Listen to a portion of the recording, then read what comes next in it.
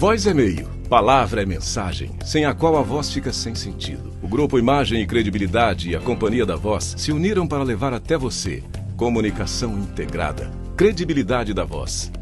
Alexandre Jardim. Crises te preocupam? E a sua reputação? Como está? Eu tenho a solução. Rodolfo Lago. Você entende como as decisões são tomadas neste país? Te ajuda a escrever como os melhores jornalistas. Luiz Ximenes. Você já se ouviu gravado? Quer melhorar? Vem pra cá que eu te ajudo. Alexandre Mota. Sem saber qual caminho percorrer, te ajudo a estruturar sua empresa e seus projetos. Estevão Damásio. Use o poder do rádio e dos podcasts para passar a sua mensagem. Pode contar comigo. Profissionais da voz e da palavra em uma fábrica de podcasts, entrevistas, cursos, treinamentos e consultorias e conteúdos que irão contribuir na sua tomada de decisão. Soluções em comunicação. Credibilidade da Voz. Uma parceria dos grupos Imagem, Credibilidade e Companhia da Voz. Começa agora o JBR News desta quinta-feira, dia 4 de outubro, direto de Brasília. Eu, Alexandre Jardim, levo até você um pouco do que acontece na capital federal, com análises e repercussões das decisões da Brasília do Poder. E ontem, na madrugada, na verdade de hoje, foi aprovada a famosa PEC dos precatórios. A PEC dos precatórios seguiu numa votação até a madrugada e teve muita surpresa. Mas, no final, o que se esperava, pelo menos por parte do governo e dos governistas, aconteceu.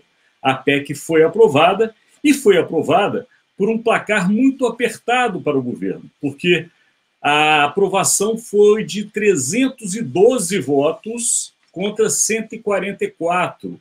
Isso deu ao governo apenas 4 votos a mais nesta margem para aprovação, mas confirmou uma máxima que já temos aqui falado há muito tempo em nossas análises, que é os 300 de Lira. Quem são os 300 de Lira? São 300 parlamentares que sempre votam fielmente com relação ao presidente da Câmara, Arthur Lira.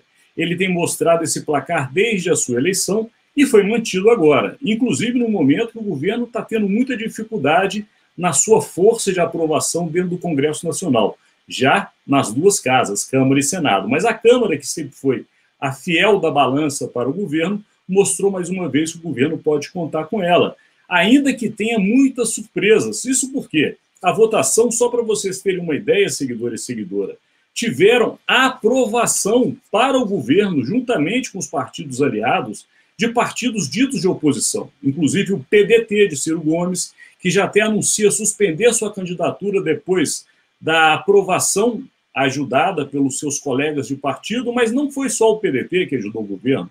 O PSDB, que também concorre à presidência ano que vem, ajudou. O PSD, o PSL, o Podemos, que pode até abrigar aí a candidatura do ex-ministro Sérgio Moro, e o Democratas. Portanto, partidos que são considerados de oposição, na hora de uma decisão tão importante para o governo, acabaram votando juntamente com o presidente da República, Jair Bolsonaro. Agora, o que nós temos que entender, seguidor e seguidora? Por que esta PEC dos precatórios é tão importante? Por que ela tem sido tão discutida? Por que ela tem sido tão colocada na mídia?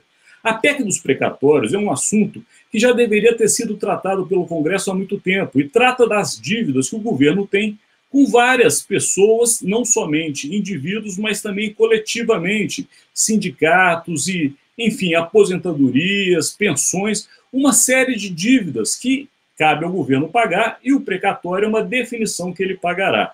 Porém, neste caso, o governo conseguiu fazer o que é chamado de manobra fiscal. Muitos chamam de pedalada fiscal, lembrando que foi uma pedalada que tirou a ex-presidente Dilma Rousseff do poder há pouquíssimo tempo atrás. Só que uma pedalada fiscal do governo atual numa Câmara dos Deputados presidida por Arthur Lira dificilmente seguirá como aconteceu naquele momento com Dilma Rousseff. E a PEC dos precatórios ela é tão importante para o governo, por quê? Porque ela dá ao governo, para o ano que vem, que é um ano eleitoral, no qual o presidente da República, Jair Bolsonaro, está concorrendo à eleição, um cheque em branco de 100 bilhões de reais. Vou repetir. 100 bilhões de reais para gastar com as chamadas benesses do governo. Ou seja, o que mais se quer é injetar esse dinheiro no chamado Auxílio Brasil, que é o substituto do Bolsa Família, dando assim ao presidente da República aquele discurso político que até então ele não teve, que é justamente da sua política social. E a gente sabe quanto, neste momento em especial de pandemia, com tanto desemprego, inflação e alta, um auxílio é bem-vindo na população mais carente e acaba sensibilizando o eleitor na hora de tomar a sua decisão em outubro do ano que vem.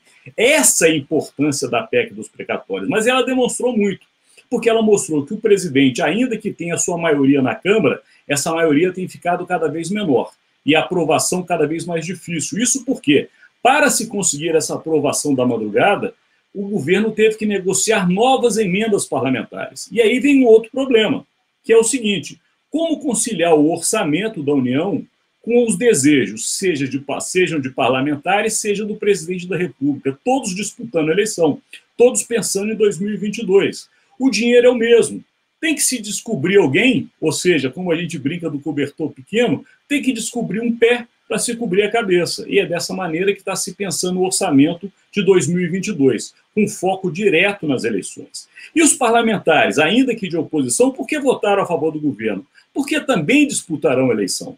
E para eles é muito difícil encarar o eleitor no próximo ano dizendo que eles votaram contra o famoso Auxílio Brasil, que vai levar, de certa maneira, um pouco de alívio à população mais carente do país. Por isso, uma situação muito difícil, que será vista em sua realidade na próxima semana, quando há a votação do segundo turno, já que se trata de uma PEC, ou seja, uma proposta de emenda constitucional, que necessita de 2 turnos na Câmara e 2 turnos no Senado.